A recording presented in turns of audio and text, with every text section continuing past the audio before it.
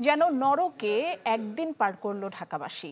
শাহবাগ ও নয়াপল্টনের রাজনৈতিক কর্মসূচি আর আগারগাঁওয়ের বিক্ষোভ, সব মিলিয়ে এমন অবস্থা যেন চিড়ে চ্যাপ্টা একেবারে নগরবাসী।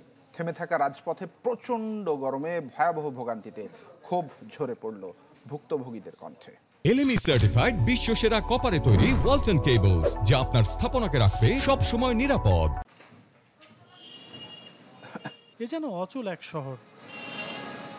যান আর জটের এ ছবি কোথায় শুরু আর কোথায় শেষ কে জানে।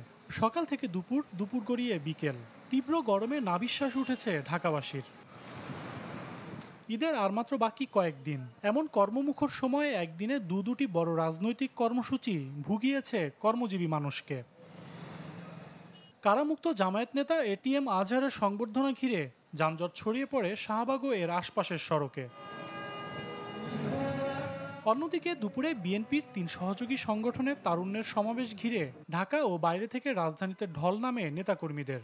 এতে স্থবির হয়ে পড়ে প্রায় প্রত্যেকটি সড়ক। ঘন্টার পর ঘন্টা ঠায় দাঁড়িয়ে কেবল অসহায় দীর্ঘশ্বাস ছেড়েছেন ভুক্তভোগীরা। আমি কেরানীগঞ্জ থেকে কাকরাইল মোড় পর্যন্ত হাইটে আইছি। কাকরাইল মোড় থেকে একটু গাড়িতে উঠছিলাম, আবার নামাই দিল শান্তিনগর। এদিকে বিএনপির সমাবেশের জন্য টোটাল রাস্তাটা আটকা, কাকরাইল থেকে শুরু করে পল্টন সব আটকা। এর জন্য আর কি অনেক দুর্ভোগ হচ্ছে। অন্যান্য দিনের চাইতে মারাত্মক জ্যাম এবং ভালো ভোগান্তিতে আছে।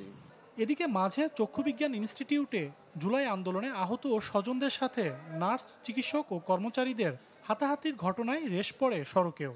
আগারগাঁওয়ের রাস্তা আটকে দিলে ওই এলাকায় ছড়িয়ে পড়ে তীব্র যানজট। মানুষকে কষ্ট দেওয়ার কোনো অধিকার কারোরই নাই। আমরা আমজনতা কোনো কষ্টের বুক করতে পারে না।